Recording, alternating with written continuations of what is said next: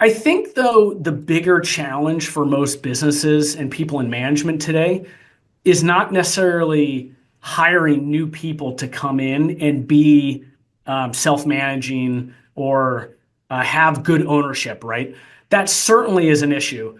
I think the bigger issue, though, or at least with what I see at the ground level interacting with our clients, is how do you take the employees that you have today and Right. help transition them, develop them into what you really need, which is a crew of people, a team of people, a business unit, whatever that may be, that has ownership, that Right. manages themselves, right?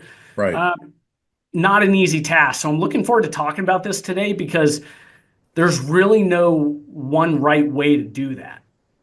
No, and I think for people who are listening right now and saying, "Wow, this is something I would like to be able to do in my firm," I think there's two things you have to consider, and we'll kind of walk through these as we go. But first, you have to know what you're looking for. You have to be able to look at your typical employee and size them up and say, how close or far away are they from truly being someone who is self-managed, has that ownership, mentality, can really run by themselves with very little oversight from me. That's the Mhm. first thing. The second thing is once you've sized them up and you figure out where their strengths and where their deficits are, what do you have to do to tune them up to get them closer to operating like that?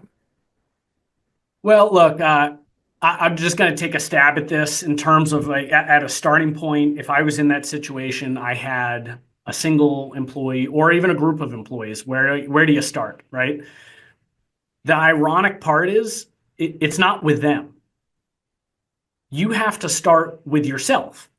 Hmm. If you are the manager of that team, that business unit, that operation, you first have to do a little soul searching to determine how are you showing up, what's your management style like, and then based on those characteristics, hopefully you can do this in a way that's as unbiased as possible. Right. Really try to understand, is the way that my employees, my or even my peers, is the way they're showing up a reflection of my management, or because that's just who they are in terms of their Yeah. characteristics, right? Yeah, good point. Absolutely. Well, I don't know if I think we might have actually talked about this on an episode last year. We got into leadership styles. And, because even if you're at a management level, there's still a component of that, which is leadership.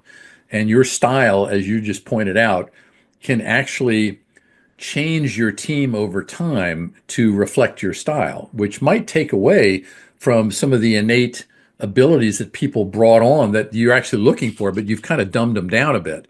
But one of the styles of, and this is what I teach in my management training program, one of the styles that actually fits this discussion really well, but it's totally unsuitable for any situation that doesn't have an entire team of self-managed people, and it's called laissez-faire. And managers that are laissez-faire, they're like, okay, you guys know what you're doing. This is the goal. Call me if you got issues. Other than that, I'm gonna let you run. And then they vacate the premises basically. And for really, really high performing teams, that's okay. But for anybody else in the intermediate development level, it's just they're gone too much. They're not really participating in the development process. They've just made the assumption everybody's going to get there by themselves. Right. And that I think that's a really interesting point you bring up is the assumption part of it, right? The first assumption we as managers, people in leadership make is that it's a them problem, not an us problem. Yes. And that's why I started off with, we've got to do an internal look here. And I'll be the first to admit that's really hard.